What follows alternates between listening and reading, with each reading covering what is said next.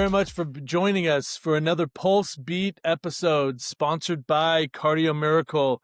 We are so excited today to have a friend of mine that I've recently just been acquainted with on the interwebs over Instagram, and he's way over the other side of the pond. So we're really excited to introduce Adam Wynn to our podcast, and excited to talk about health and wellness and weight loss. And Adam, how you doing this morning, my friend? Oh, and I'm well. I'm well. As I mentioned in the little preamble there, it is very early here, but that is okay. We do what we have to do. Heck yeah, man. No, it's been really it's been really cool to get to know you, bro.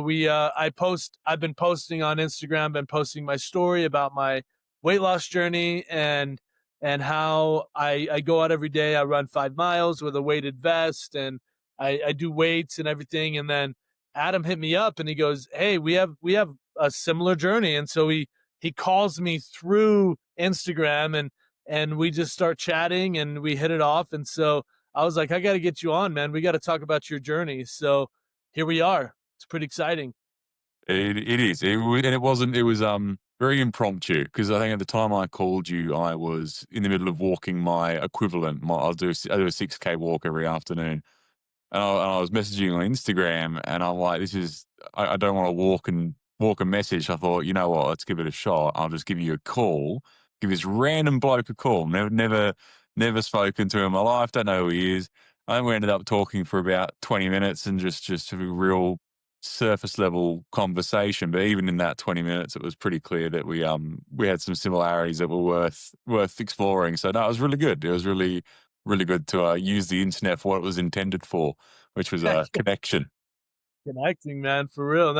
Now we're on the same wavelength here of wanting to encourage each other and help each other and build each other up instead of, some people on the internet are cutting each other down and trying to act like they're better or whatever. And so, Adam, I guess I'll start off with a banger. Like my first question for you is, as you have been posting and talking about your transformation journey, have you seen more of the encouragement or more of the haters on that end? Look, for me, like, I think fortunately, I don't think that I'm actually big enough yet to deal with both sides of the internet. So at the moment, the only people that I've really encountered have been positive. But I think certainly in the space at large, like if I'm talking about, posting weight loss content and that kind of stuff, yeah, there's a lot of people with a lot of opinions out there, and some of those opinions aren't so great at being communicated. So clear, I've dodged that. I've dodged that for now, thankfully. Um, yeah, I wouldn't actually mind a little bit more banter in the chat. As an Australian, we do like to punch on a bit. So it would be not exactly the worst thing to have a little bit of interaction on the negative side, but I do see it a lot in other creators as well, and particularly in the weight loss space. There is a lot of not necessarily the most constructive opinions being thrown around. Yeah. Yeah, man. So in with our company, with Cardio Miracle, the sponsor, our biggest thing is taking your health into your own hands and winning at life. I mean, our goal originally it was to save 1 million lives, and we feel like we've done that as after we've been a company now for almost 12 years, I think. And so it's now we have a bigger mission, which is saving the hearts of mankind. And one of the questions I asked you was what you're passionate about talking about, and one of the best answers I've ever heard in my life was that health and wellness and taking your health into your own hands is like a gateway drug to bigger and better things. So can you expand on that for me a little bit? Yeah, look, I don't know if that's a saying or a phrase that I created or that I've co-opted from someone else. I'm sure, like most things that you hear about, it is probably something you've actually heard and you've gone, "Oh, that's really clever. I'm going to take that." Look, it really is. I think for me and many other people, but for me specifically, the the weight loss was always the goal. but the things that have come out of that in terms of, willingness to deal with being uncomfortable as being this massive, massive thing that, beforehand when you're, 180 kilos or 400 pounds for you weirdos, for those guys, the the reason you got into that space typically is because you were just so avoidant of being uncomfortable, and you just got to be comfortable at all costs. And so even a change like that in being okay with being uncomfortable is this huge thing, which then opens up so many other aspects of your life. It's only other things that you can do, like jumping on a podcast, like starting to post social media content, like, probably being a little bit more, risk capable, and taking a few more chances because you get that confidence back. And confidence is another thing that is kind of gatewayed by weight loss. And so there's a whole, I mean, I could write a list, but to real brief summary, obviously you know this yourself, weight loss typically requires a fair bit of routine, and locking in that routine, you start doing other stuff as well. The house starts getting a little bit cleaner and your car starts getting a little bit cleaner, and you start taking that little bit more pride in your appearance. It just all adds up. It's great. Love it, man. Love it. And so with like going back to that mindset of comfort and whatnot, I don't even know where you start at 400 pounds, and what was what was the flip of the switch? Like what Yeah. happened in your brain that made you say this is enough? Yeah. Well, look, on the first point, the 400 pounds point, that's as high as my scales went. Okay. So there is a chance, that I'm underestimating slightly. I don't think I was much more than that, but there is a chance. But in answer to your question, what made me start? I think there is a very complicated answer, and then there's a very simple answer. The very simple answer being that, like most people that weight, I was dying. And I think, like most people that weight, you are aware of that on some level, whether you push it right down to the back of your brain or not, you are aware what you're doing is going to lead to your demise. So the simple answer is yes. What made me change was that I was sick of dying. But there's so many little answers. There's so many little things on a day to day basis that you push down, you put through, and then eventually it gets too much. I'm assuming you had a very similar experience. Oh yeah, man. I mean, I was going in for I was like not I couldn't sleep, right? So I'd wake up uh probably 5, 6, 7 times a night, like, and like I'd be choking, and obviously sleep apnea, and I went in for a test, a sleepover test or whatever at this clinic, and I got on the scale and it just read error, error, and they weighed me like 4 or 5 times, and the guy was like, "I have to have a starting weight," and I was like, "I haven't weighed myself in a long time," and so we literally walked across the street to a warehouse so I could weigh on a pallet scale, and it came up at 478, and I I don't even know how many kilos that is, but it's a lot. But I was so sad and depressed and like really like gutted, maybe, as I've heard Australians say before, gutted, right?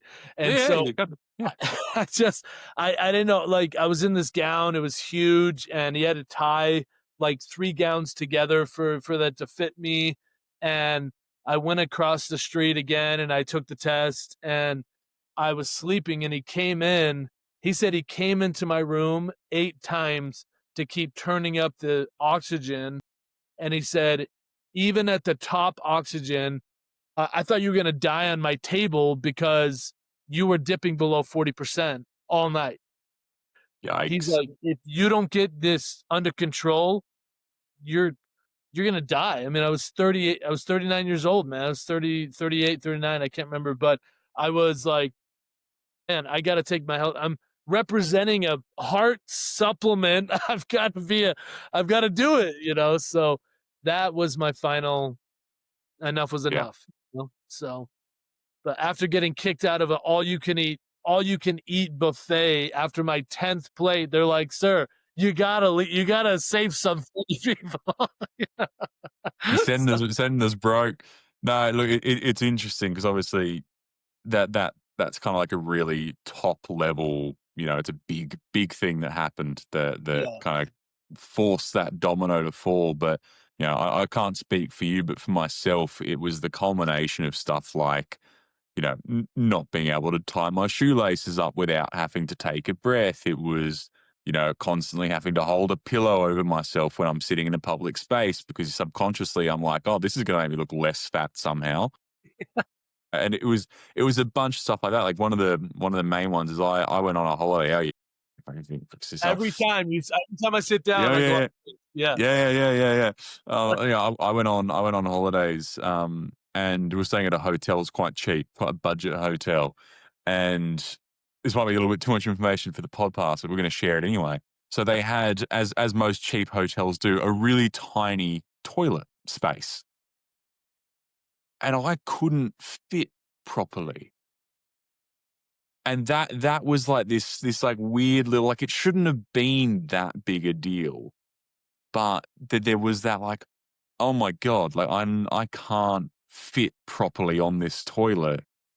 And at first I'm like, oh, this is a small toilet, and then I'm like, no, actually, I'm just really fat. Yeah. That's No, dude, that's not. I had a similar experience when I could fit in a middle stall in the gym, and I would always wait for the handicap because it's a bigger space, right?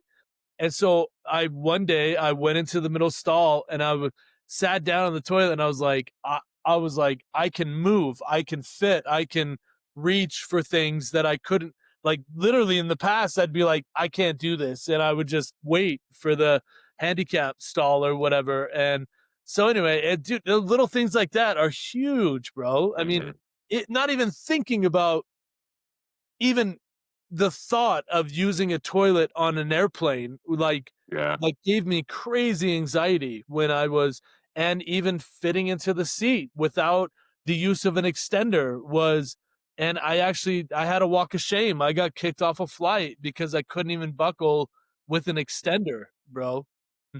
I was just like, these things, man, it's all add up, like you said. But yeah, just that final one going over it on the pallet scale was it for me. So, yeah, yeah, man. yeah. So I I don't even know was. what to do, bro. You said you like you told me, sorry to cut you off, but you said you love what you do for a living while we are on the phone. So what do you even, so I'm so sorry. What do you even do for a living, and what, Yeah, yeah. Look, I know our higher education system in Australia is different to what you guys have yeah, over there. There's obviously similarities, but and they're getting more similar for better or for worse. I haven't quite figured that one out yet, but it's getting similar.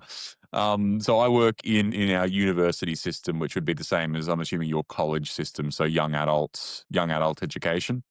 And I do a lot of stuff with co-curricular, which is not education itself, not the teaching of the subject, but things that are built in support of teaching subjects.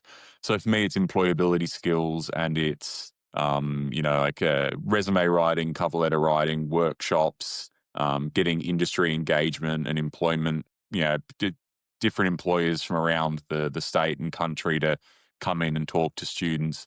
So it's a lot of that. It's a lot of that recruitment and human resources and career advice, but it's adjacent to education. So we're still doing a big educative piece, which is good.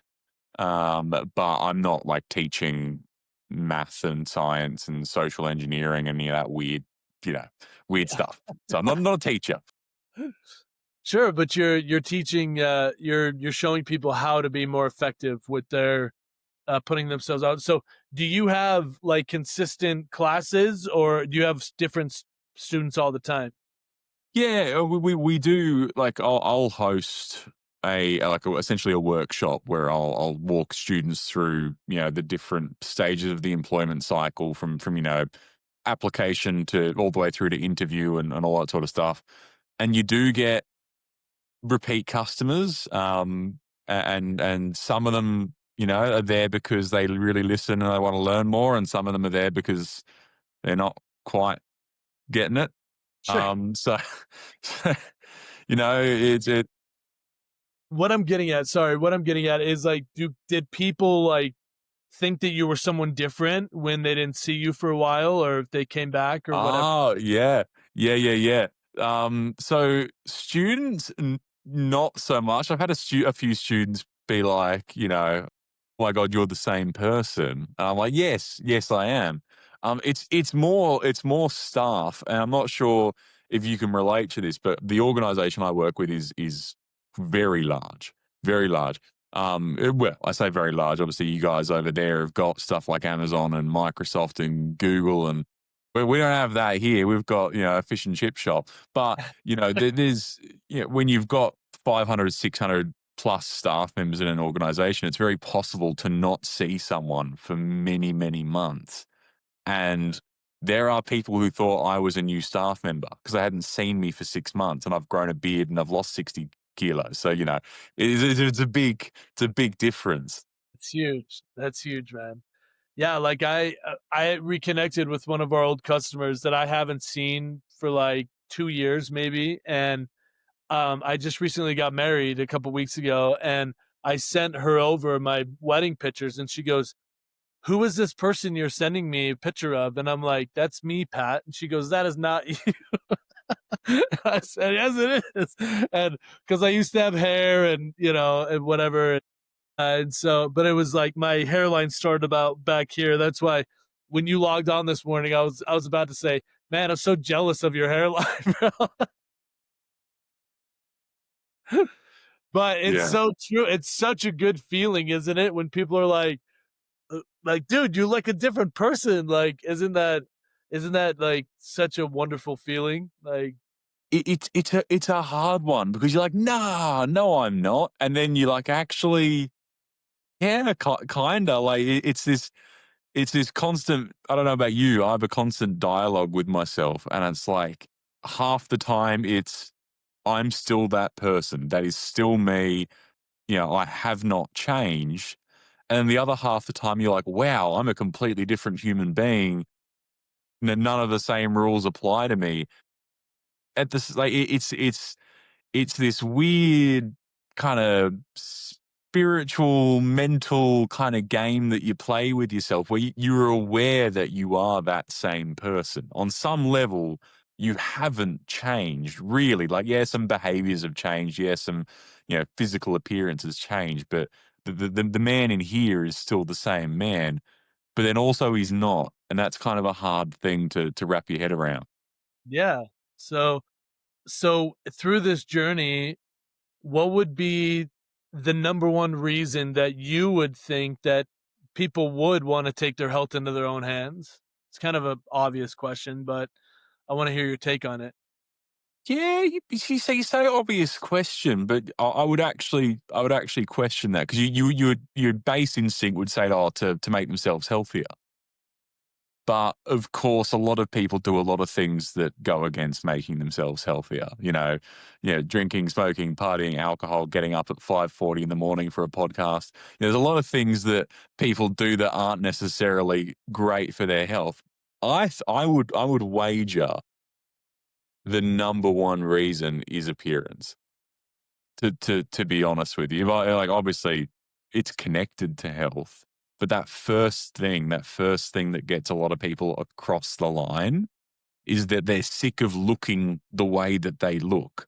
I think I'm probably on the money there. I don't know about you, but certainly for me, You're walking past a mirror, you're like, ugh. yeah. What have I done? No. Yeah. Yeah. No, I love it, man. It's true. And I was gonna say, like, with you presenting and you doing what you do, I'm sure that you've got to feel just like so much better about yourself being up there in front of everybody, and no, not in the back of your mind thinking like, oh, they're not really listening to what I'm saying because they're probably like, well, that guy doesn't even take care of himself. Like, why is he Mm, teaching us how to do anything? You know, mm. like, did you ever have those kind of battles in your head? Oh, for sure. I mean, I've always been um, quite an arrogant, egotistical person. I have been. I'll own that. Wow. The difference is I was severely overweight and unattractive, and so it was kind of like the worst of both worlds. There's that saying where it's like you can either be fat and funny or thin and mean, and I was kind of fat and mean, which is a bad combo, right? Bad combo. So how do you fix that? So so the person I am hasn't changed, but I think my ability to be authentic and communicate and kind of, I don't know, use the tools that I do have Yeah, has been improved dramatically with the weight loss. totally, man.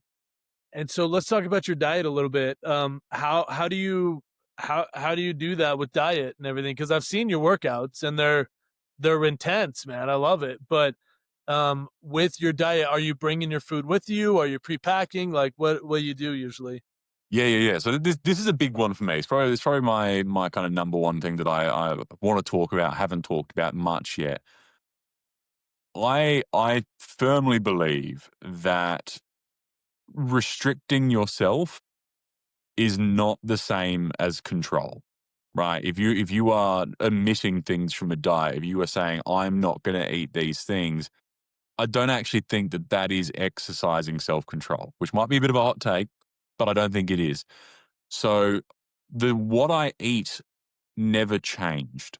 I still eat the same foods that I have always eaten. I still eat my McDonald's. I still eat my KFC. I still eat, some things you just can't fit in the calories. Like pizza can go fuck off, but cheese is almost impossible to fit into any deficit. So there are some things that change, but for the most part, my diet was just being less of an asshole about what I ate, and just being less stupid regarding how much food I'm eating. I can still go eat KFC. I just need to get a single piece of chicken, not an extra large family meal, you Sure. know? Yeah. So, but to, It's out there's other people in the car. What else do you guys want? Oh, okay, yeah, I want 12 biscuits. Yeah, yeah, yeah, so yeah. Is it the other person answering? It's just that's me. what I'm I like, would do. what else do I want? Oh yeah, okay. you know. So, but diet, I think more recently has been more important. And that is because, and you can probably attest to this yourself, when you are that big to start, you really just lose weight by not looking at food. Yeah, You know? not smelling. I like when I smell some fresh cookies, I'm like, I just gained 5 pounds, you know. Yeah, So, yeah, yeah. but now I'm like, I can have one cookie or two cookies. I just don't need 12 of them, you know. Yeah. So I'm, That's I'm a bit of, portions, right? yeah, yeah, yeah. I'm a bit of a psycho there. A lot of people say you can't out exercise a bad diet. I'll challenge you. You can. It just sucks trying to do it. And so a lot of the time for me, I'm like, how many kilometers do I want to walk, or miles? Sorry, how many miles do I want to walk to eat this? And that's like a genuine conversation I have to have because I've got my calorie budget, as all good weight loss journey people should have. We'll get to that. Uh, it's like, this is going to exceed my budget by 300. That's, a solid hour of walking. And so it's like, do I want to make that trade? Usually, yeah. Yeah, sure. So yeah, but meal prep is, and bringing food with me, bringing portioned, weighed food with me. That's huge. Couldn't do it without it. But there are hacks where you could go to KFC and have a pretty good meal or like here and excuse my ignorance there, but you have Chick-fil-A there, right? Or no? We have equivalents. Okay. We don't have the same thing. Right. So Chick-fil-A has either the crack nuggets, which I heard are like crack. I've never tried crack, but I hear it's pretty addictive. And they have these crack nuggets that are fried, and then they have the grilled nuggets. And so instead of having the fried nuggets, I get the grilled nuggets, and then I pour some sauce on it, shake it up, eat it. It doesn't give me the same rush as the crack nuggets do, but they do fine. But it's just like making those switches or doing less. Or I used to get a 40 count of the Mm. fried nuggets, a 40 count, and now I just get 24 of the grilled nuggets with sauce on it, and it's good. But I love that example because it's true. When I jog, I don't run, I don't outright sprint 5 miles a day, but I do 5 miles of a weighted vest jog every day. And I get about 1,000 calories out of that. I burn 1,000 calories. And I'm like, do I want to go eat 1,200 calories in one sitting? Or do I want to eat 400 calories and bank that other? So Mm. that's a really good trade-off. I like that. But it's true, man. You can have one piece of pizza. You don't need the whole thing? Yeah. I'm assuming you had a similar reckoning to what Totally. I did, which was when you first started and you hadn't adjusted your diet yet, and you're just kind of like still eating kind of the same, and you're recording it, and you're like, oh, I understand I understand the problem here because I think we'd probably be similar. I'm taller than you. I think I'm taller than you. Yeah. He's three. How tall Six are you? three, six. I'm 6'5". So Oh, you okay. know, Yeah, you are. Nice. Okay. those 2 inches and how you use them are very important. So you would be aware, as I was, that like to gain weight at that size, you got to pack away like 5,000 calories a day, and Easy. it's not until you get to where we are now that you go, holy shit, that's a lot of lettuce. That's a That's well, you know, and I'm like, I'm not eating that much food, but then of course I'd have breakfast, lunch, and dinner. I'd probably, snack in between those. Dinner's going to come with dessert because, of course, it is. And then on the way home from work, I'm probably stopping past, fast food to get a little top up snack. yeah. And then the rest of it's in liquid. Liquid calories are obviously this massive issue. And so yeah, it's insane. It's insane looking back on what I used to eat and what we used to eat, and just going, well, what were we doing? What? Yeah. No, I used to fill up a cup at 7-Eleven, and it was a 64-ounce cup. I'd fill it up every time I drove past a 7-Eleven. I'd fill it up probably. I was counting in my mind 6 to 8 times a day, and just drinking that throughout like nothing. So that's what I did when I was 480 was my final weigh, 480, and I went from 480 down to 410 just by cutting out Dr. Pepper. That's it. Yeah. That's Yeah. it, bro. Yeah. And then I got stuck at 410, and I went super extreme because I'm an extremist. And so I got on the keto diet train and started eating high fat, high protein. I cut out I went down to like 10 grams of carbs a day and no sugar, no soda.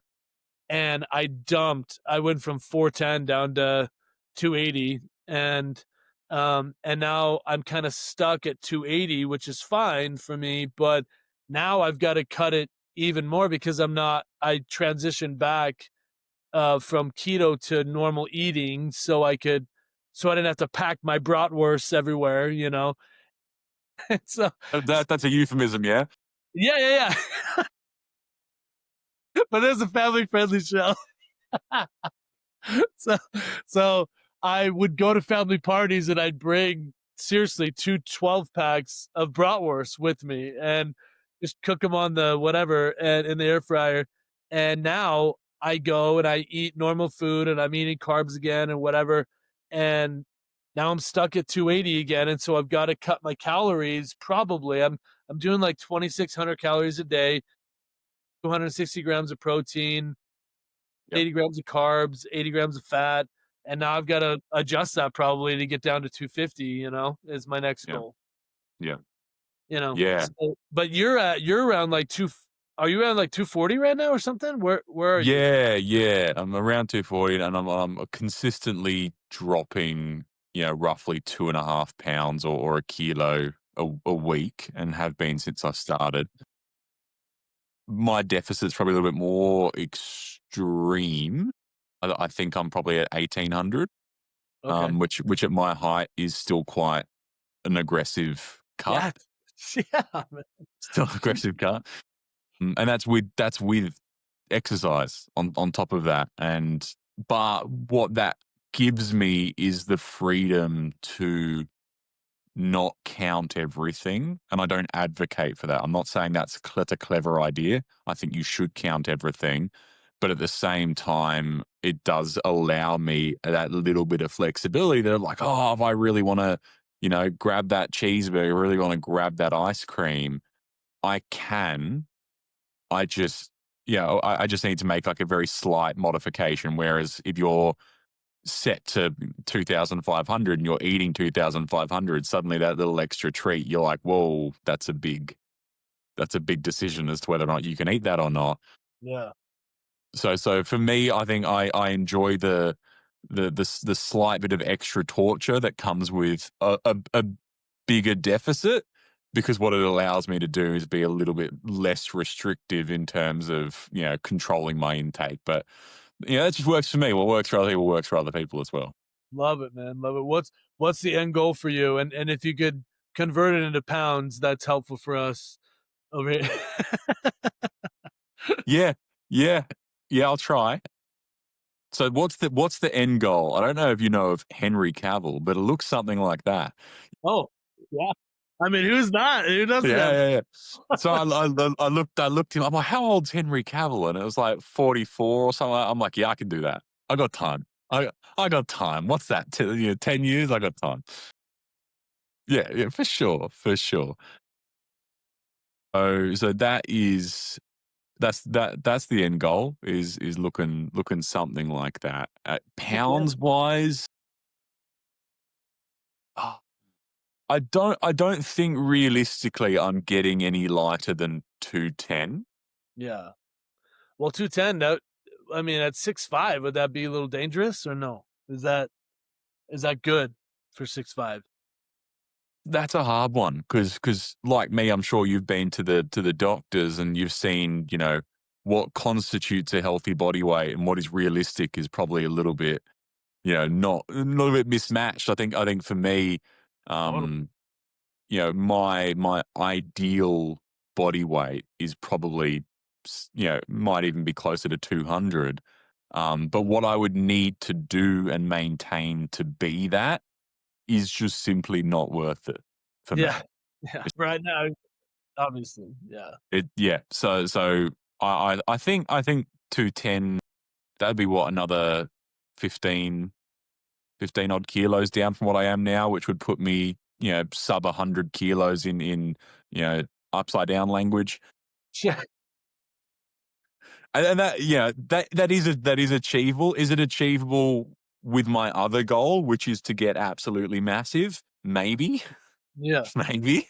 But then Uh, it's just the amount of food you gotta go like, right now, my last DEXA scan said that I had, 214 pounds of muscle mass underneath all my insulation, and that's what I call it.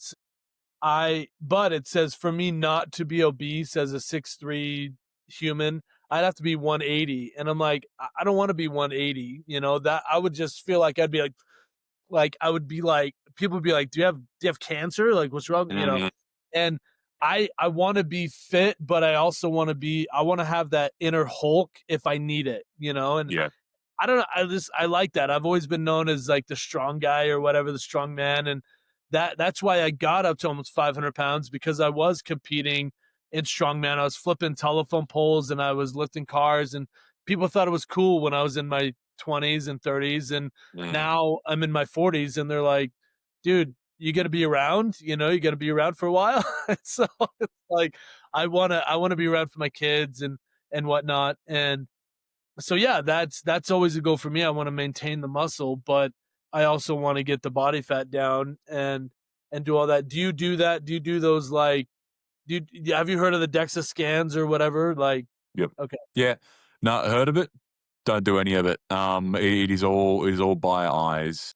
It is my eyes and my eyes alone that is love it. guiding my journey. Actually, we won't get. I don't think we have time to get into it, but there is this whole world of science Yeah, in fitness, particularly around gymming. Science-based gymming is this huge thing, and people will sit here and they'll break down, the exact types of exercise you need to do to achieve certain things, and percentage body fat and all, what's water, what's waste, what's all. It's like none of that. No, no, no, no, no, no. Am I looking better?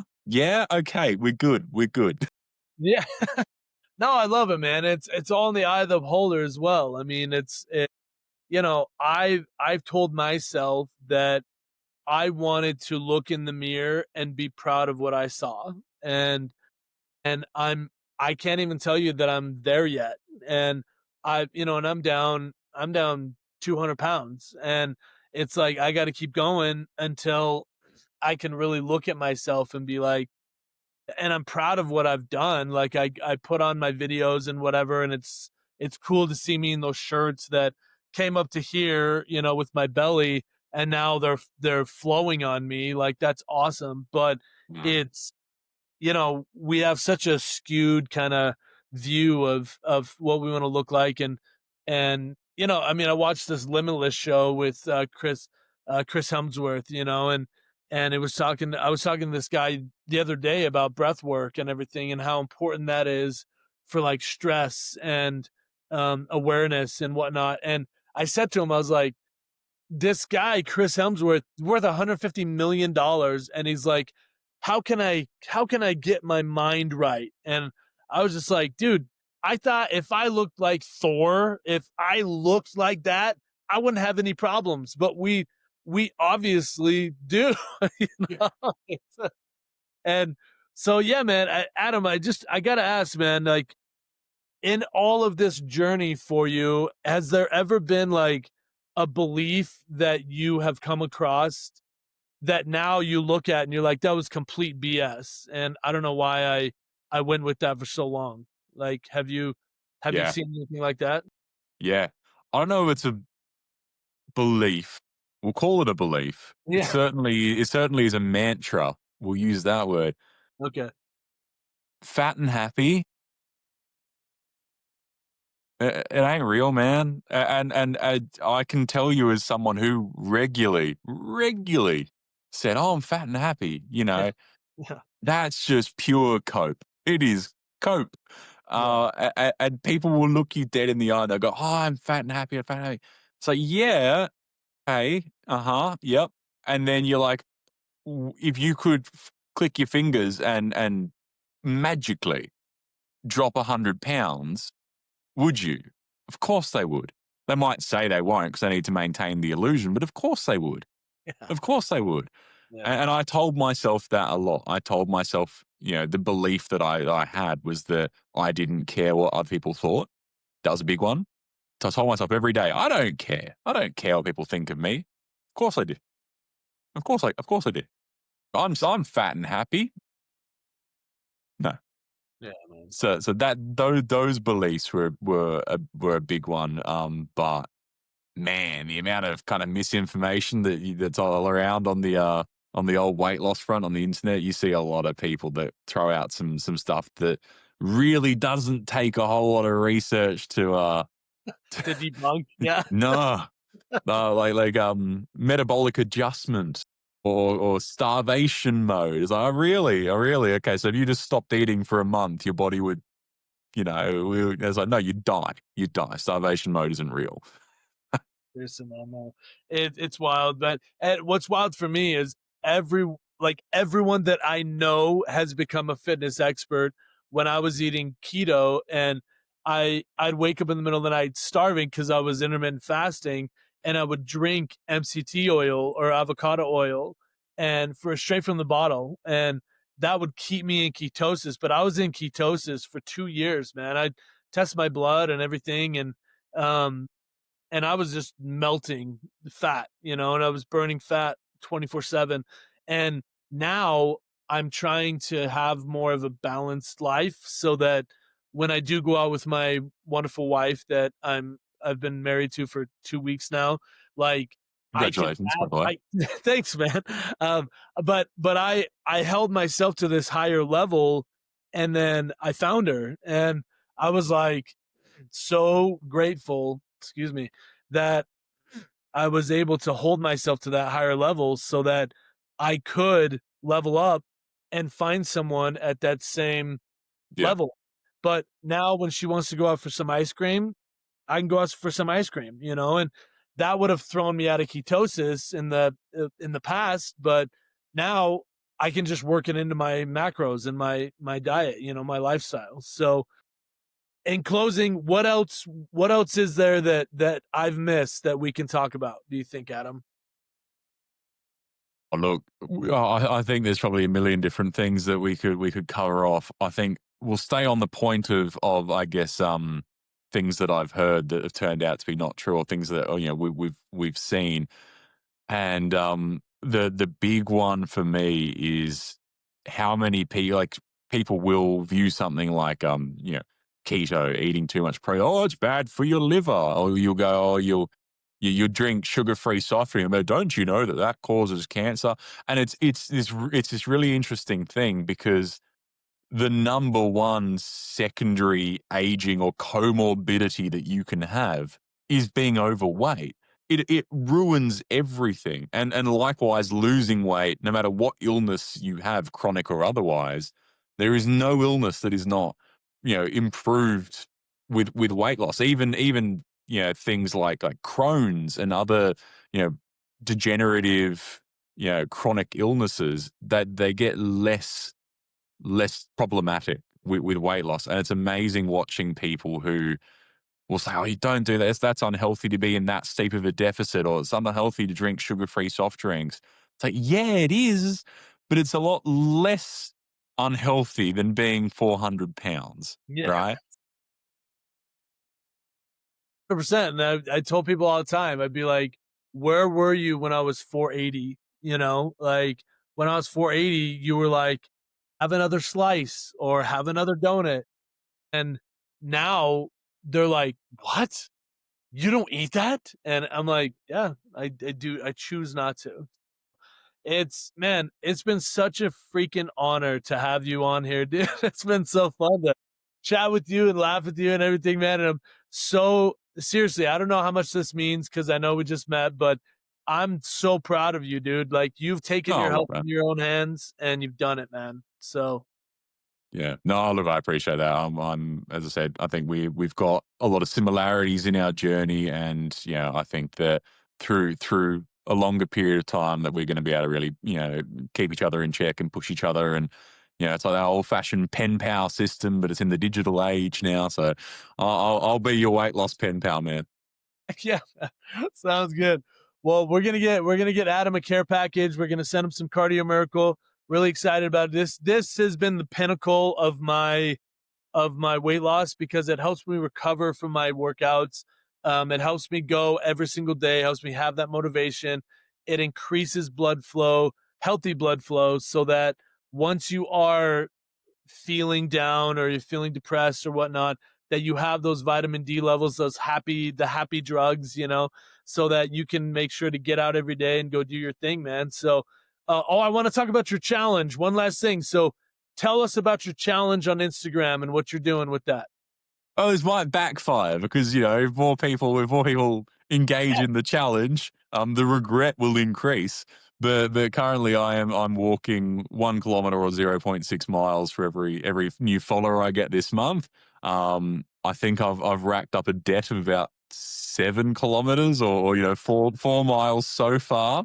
But that is something that I can achieve in a good day. So I'm grateful for any support, and there's that weird parasocial relationship that tends to get people going. So if they want to make a strange man walk, they can make a strange man walk. Just got to follow.